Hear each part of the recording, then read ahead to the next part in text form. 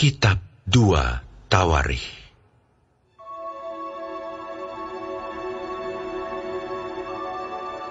Salomo, anak Daud, menjadi kuat dalam kedudukannya sebagai raja.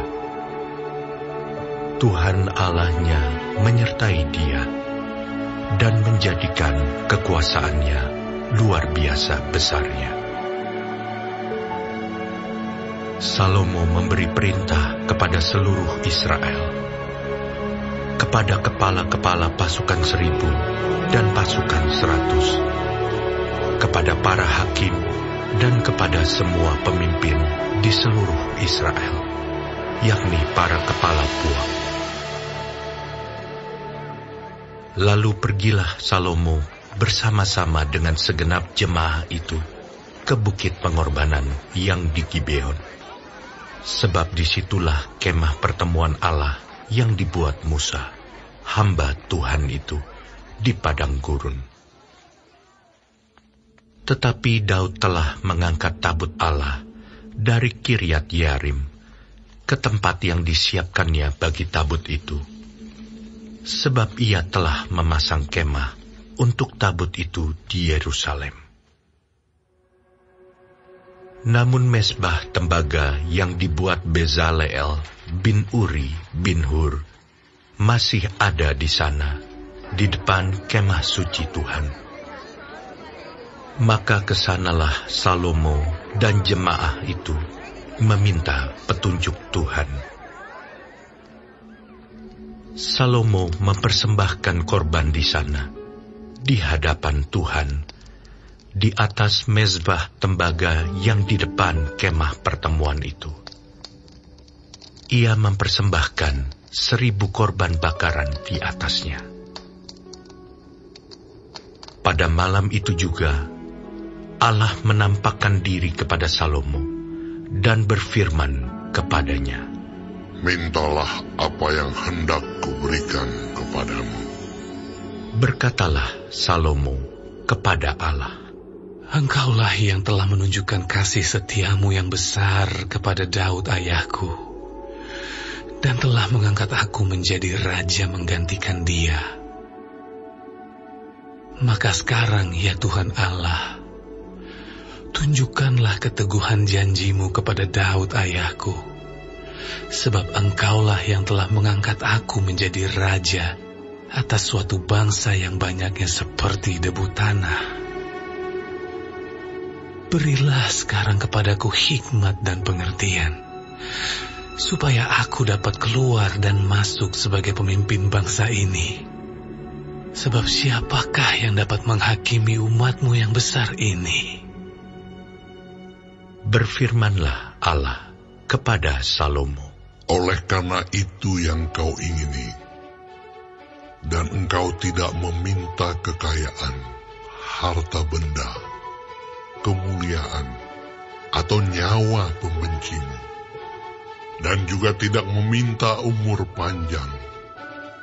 Tetapi sebaliknya engkau meminta kebijaksanaan dan pengertian untuk dapat menghakimi umatku yang atasnya aku telah merajakan engkau. Maka kebijaksanaan dan pengertian itu diberikan kepadamu. Selain itu, aku berikan kepadamu kekayaan, harta benda dan kemuliaan, sebagaimana belum pernah ada pada raja-raja sebelum engkau, dan tidak akan ada pada raja-raja sesudah engkau. Lalu pulanglah Salomo dari bukit pengorbanan yang di Gibeon itu, dari depan kemah pertemuan ke Yerusalem, dan ia memerintah atas Israel. Salomo mengumpulkan juga kereta-kereta dan orang-orang berkuda, sehingga ia mempunyai 1.400 kereta dan 12.000 orang berkuda, yang semuanya ditempatkan dalam kota-kota kereta dan dekat raja di Yerusalem. Raja membuat banyaknya emas dan perak di Yerusalem, sama seperti batu, dan banyaknya pohon kayu aras, sama seperti pohon ara yang tumbuh di daerah bukit. Kuda untuk Salomo didatangkan dari Misraim dan dari Kewe. Saudagar-saudagar raja membelinya dari Kewe dengan harga pasar. Sebuah kereta yang didatangkan dari Misraim berharga sampai 600 sikal perak, dan seekor kuda sampai 150 sikal. Dan begitu juga melalui mereka dikeluarkan semuanya itu kepada semua raja orang Het dan kepada raja-raja Aram.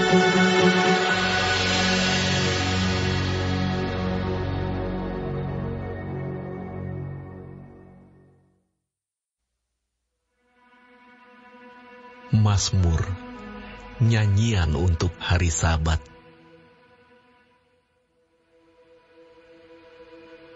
Adalah baik untuk menyanyikan syukur kepada Tuhan, dan untuk menyanyikan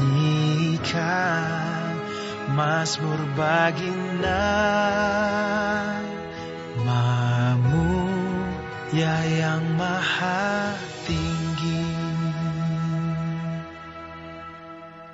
Untuk memberitakan kasih setiamu di waktu pagi dan kesetiaanmu di waktu malam, dengan bunyi-bunyian 10 tali dan dengan gambus, dengan iringan kecapi. Sebab telah kau buat aku bersuka cita, ya Tuhan, dengan pekerjaanmu, karena perbuatan tanganmu aku akan bersorak-sorai. Betapa besarnya pekerjaan-pekerjaanmu, ya Tuhan, dan sangat dalamnya rancangan-rancanganmu. Orang bodoh tidak akan mengetahui, dan orang bebal tidak akan mengerti hal itu. Apabila orang fasik bertunas seperti tumbuh-tumbuhan, dan orang-orang yang melakukan kejahatan berkembang, ialah supaya mereka dipunahkan untuk selama-lamanya. Tetapi Engkau di tempat yang tinggi untuk selama-lamanya, ya Tuhan. Sebab sesungguhnya musuhmu, ya Tuhan. Sebab sesungguhnya musuhmu akan binasa. Semua orang yang melakukan kejahatan akan dicerai-beraikan. Tetapi kau tinggikan tandukku seperti tanduk banteng. Aku dituangi dengan minyak baru. Mataku memandangi seteruku. Telingaku mendengar perihal orang-orang jahat yang bangkit melawan aku. Orang benar akan bertunas seperti pohon korma. Akan tumbuh subur seperti pohon aras di Libanon. Mereka yang ditanam di bait Tuhan akan bertunas di pelataran Allah kita. Pada masa tua pun mereka masih berbuah menjadi gemuk dan segar, untuk memberitakan bahwa Tuhan itu benar, bahwa Ia gunung batuku, dan tidak ada kecurangan padanya.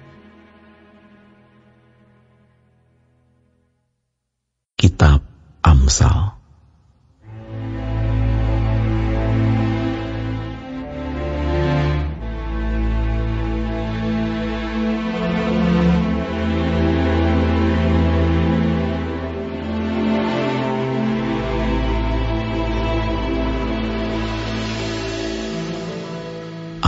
Amsal Salomo bin Daud, Raja Israel, untuk mengetahui hikmat dan didikan, untuk mengerti kata-kata yang bermakna, untuk menerima didikan yang menjadikan pandai, serta kebenaran, keadilan, dan kejujuran, untuk memberikan kecerdasan kepada orang yang tak berpengalaman, dan pengetahuan serta kebijaksanaan kepada orang muda.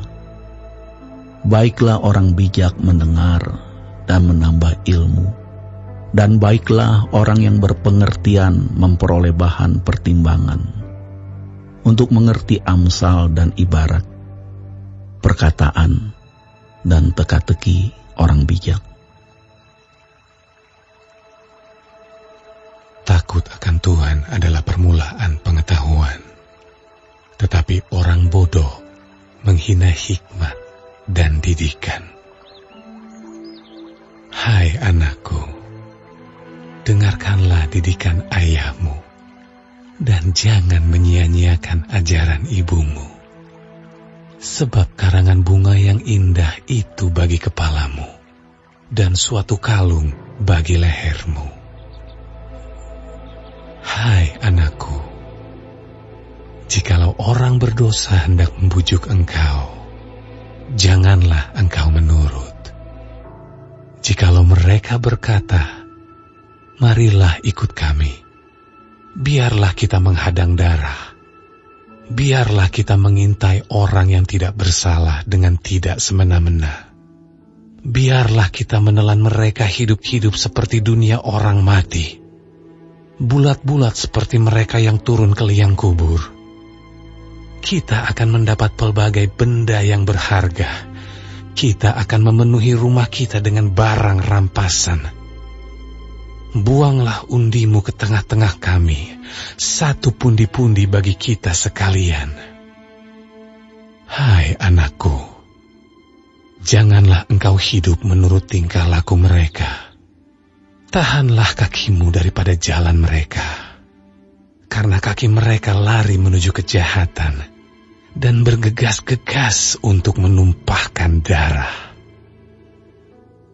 Sebab percumalah jaring dibentangkan di depan mata segala yang bersayap, padahal mereka menghadang darahnya sendiri dan mengintai nyawanya sendiri. Di lapangan-lapangan ia memperdengarkan suaranya. Di atas tembok-tembok ia berseru-seru. Di depan pintu-pintu gerbang kota ia mengucapkan kata-katanya. Berapa lama lagi, hai orang yang tak berpengalaman, kamu masih cinta kepada keadaanmu itu? Pencemooh masih gemar kepada cemooh, dan orang bebal benci kepada pengetahuan. Berpalinglah kamu kepada teguranku. Sesungguhnya, aku hendak mencurahkan isi hatiku kepadamu dan memberitahukan perkataanku kepadamu. Oleh karena kamu menolak ketika aku memanggil, dan tidak ada orang yang menghiraukan ketika aku mengulurkan tanganku. Bahkan kamu mengabaikan nasihatku dan tidak mau menerima teguranku. Maka aku juga akan menertawakan celakamu. Aku akan berolok-olok apabila kedahsyatan datang ke atasmu seperti badai, dan celaka melanda kamu seperti angin puyuh apabila kesukaran dan kecemasan datang menimpa kamu. Pada waktu itu mereka akan berseru kepadaku, tetapi tidak akan kujawab. Mereka akan bertekun mencari aku, tetapi tidak akan menemukan aku. Oleh karena mereka benci kepada pengetahuan dan tidak memilih takut akan Tuhan, tidak mau menerima nasihatku, tetapi menolak segala teguranku, maka mereka akan memakan buah perbuatan mereka dan menjadi kenyang oleh rencana mereka. Sebab orang yang tak berpengalaman akan dibunuh oleh keengganannya, dan orang bebal akan dibinasakan oleh kelalaiannya. Tetapi siapa mendengarkan aku, ia akan tinggal dengan aman, terlindung daripada kedahsyatan malapetaka.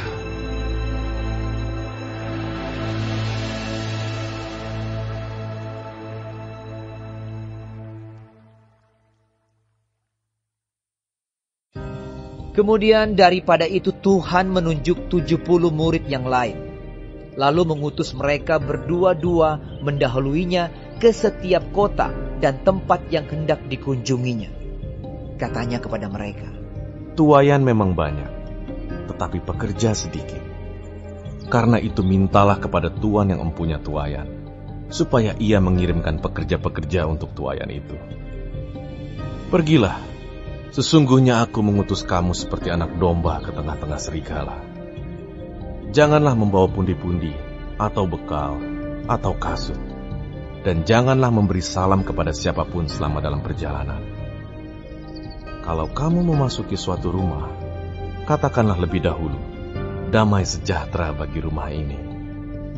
Dan jikalau di situ ada orang yang layak menerima damai sejahtera, maka salammu itu akan tinggal atasnya. Tetapi jika tidak, salammu itu kembali kepadamu. Tinggallah dalam rumah itu, makan dan minumlah apa yang diberikan orang kepadamu, sebab seorang pekerja patut mendapat upahnya. Janganlah berpindah-pindah rumah. Dan jikalau kamu masuk ke dalam sebuah kota, dan kamu diterima di situ, makanlah apa yang dihidangkan kepadamu, dan sembuhkanlah orang-orang sakit yang ada di situ, dan katakanlah kepada mereka, kerajaan Allah sudah dekat padamu. Tetapi jikalau kamu masuk ke dalam sebuah kota, dan kamu tidak diterima di situ, pergilah ke jalan-jalan raya kota itu dan serukanlah, juga debu kotamu yang melekat pada kaki kami kebaskan di depanmu. Tetapi ketahuilah ini, kerajaan Allah sudah dekat. Aku berkata kepadamu, pada hari itu, Sodom akan lebih ringan tanggungannya daripada kota itu. Celakalah engkau, Korazim. Celakalah engkau, Betsaida. Karena jika di Tirus dan di Sidon terjadi mujizat-mujizat yang telah terjadi di tengah-tengah kamu, sudah lama mereka bertobat dan berkabung. Akan tetapi pada waktu penghakiman, tanggungan Tirus dan Sidon akan lebih ringan daripada tanggunganmu. Dan engkau, Kapernaum, apakah engkau akan dinaikkan sampai ke langit? Tidak, engkau akan diturunkan sampai ke dunia orang mati. Barang siapa mendengarkan kamu, ia mendengarkan aku. Dan barang siapa menolak kamu, ia menolak aku. Dan barang siapa menolak aku, ia menolak Dia yang mengutus aku. Kemudian ke-70 murid itu kembali dengan gembira dan berkata, "Tuhan, juga setan-setan takluk kepada kami demi nama-Mu." Lalu kata Yesus kepada mereka, Aku melihat iblis jatuh seperti kilat dari langit. Sesungguhnya, aku telah memberikan kuasa kepada kamu untuk menginjak ular dan kalajengking, dan kuasa untuk menahan kekuatan musuh, sehingga tidak ada yang akan membahayakan kamu. Namun demikian, janganlah bersukacita karena roh-roh itu takluk kepadamu, tetapi bersukacitalah karena namamu ada terdaftar di sorga. Pada waktu itu juga bergembiralah Yesus dalam Roh Kudus dan berkata, Aku bersyukur kepadamu Bapa, Tuhan langit dan bumi, karena semuanya itu Engkau sembunyikan bagi orang bijak dan orang pandai, tetapi Engkau nyatakan kepada orang kecil. Ya Bapa, itulah yang berkenan kepadamu. Semua telah diserahkan kepadaku oleh Bapa-Ku, dan tidak ada seorang pun yang tahu siapakah anak selain Bapa, dan siapakah Bapa selain anak, dan orang yang kepadanya anak itu berkenan menyatakan hal itu. Sesudah itu berpalinglah Yesus kepada murid-muridnya tersendiri dan berkata, Berbahagialah mata yang melihat apa yang kamu lihat. Karena aku berkata kepada kamu, banyak nabi dan raja ingin melihat apa yang kamu lihat, tetapi tidak melihatnya, dan ingin mendengar apa yang kamu dengar, tetapi tidak mendengarnya. Pada suatu kali berdirilah seorang ahli Taurat untuk mencoba Yesus. Katanya, Guru, apa yang harus kuperbuat untuk memperoleh hidup yang kekal? Jawab Yesus kepadanya, Apa yang tertulis dalam hukum Taurat? Apa yang kau baca di sana? Jawab orang itu, Kasihilah Tuhan Allahmu dengan segenap hatimu, dan dengan segenap jiwamu, dan dengan segenap kekuatanmu, dan dengan segenap akal budimu, dan kasihilah sesamamu manusia seperti dirimu sendiri. Kata Yesus kepadanya, Jawabmu itu benar. Perbuatlah demikian, maka engkau akan hidup. Tetapi untuk membenarkan dirinya, orang itu berkata kepada Yesus, Dan siapakah sesamaku manusia? Jawab Yesus, Adalah seorang yang turun dari Yerusalem ke Yeriko.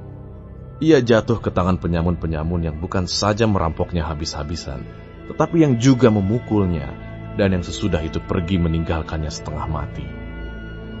Kebetulan ada seorang imam turun melalui jalan itu. Ia melihat orang itu, tetapi ia melewatinya dari seberang jalan. Demikian juga seorang Lewi datang ke tempat itu. Ketika ia melihat orang itu, ia melewatinya dari seberang jalan. Lalu datang seorang Samaria yang sedang dalam perjalanan ke tempat itu. Dan ketika ia melihat orang itu, tergeraklah hatinya oleh belas kasihan.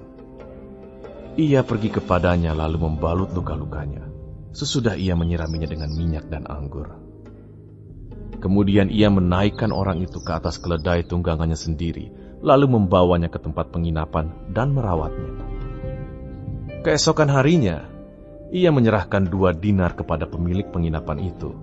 Katanya, Rawatlah dia, dan jika kau belanjakan lebih dari ini, aku akan menggantinya waktu aku kembali. Siapakah di antara ketiga orang ini, menurut pendapatmu, adalah sesama manusia dari orang yang jatuh ke tangan penyamun itu? Jawab orang itu, Orang yang telah menunjukkan belas kasihan kepadanya. Kata Yesus kepadanya, Pergilah dan perbuatlah demikian. Ketika Yesus dan murid-muridnya dalam perjalanan, tibalah ia di sebuah kampung. Seorang perempuan yang bernama Marta menerima dia di rumahnya. Perempuan itu mempunyai seorang saudara yang bernama Maria. Maria ini duduk dekat kaki Tuhan dan terus mendengarkan perkataannya. Sedang Marta sibuk sekali melayani. Ia mendekati Yesus dan berkata, Tuhan, tidakkah Engkau peduli bahwa saudaraku membiarkan aku melayani seorang diri? Suruhlah dia membantu aku. Tetapi Tuhan menjawabnya, Marta, Marta, engkau khawatir dan menyusahkan diri dengan banyak perkara. Tetapi hanya satu saja yang perlu. Maria telah memilih bagian yang terbaik, yang tidak akan diambil daripadanya.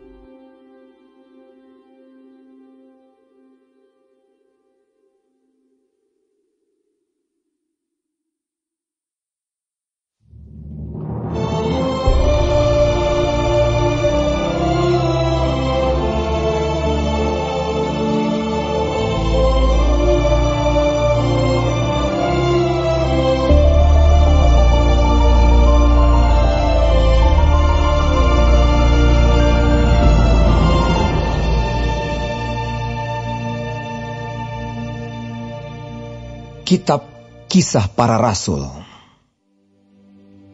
Hai Theophilus, dalam bukuku yang pertama aku menulis tentang segala sesuatu yang dikerjakan dan diajarkan Yesus sampai pada hari ia terangkat. Sebelum itu ia telah memberi perintahnya oleh Roh Kudus kepada rasul-rasul yang dipilihnya. Kepada mereka ia menunjukkan dirinya setelah penderitaannya selesai, dan dengan banyak tanda ia membuktikan bahwa ia hidup. Sebab selama 40 hari ia berulang-ulang menampakkan diri dan berbicara kepada mereka tentang kerajaan Allah.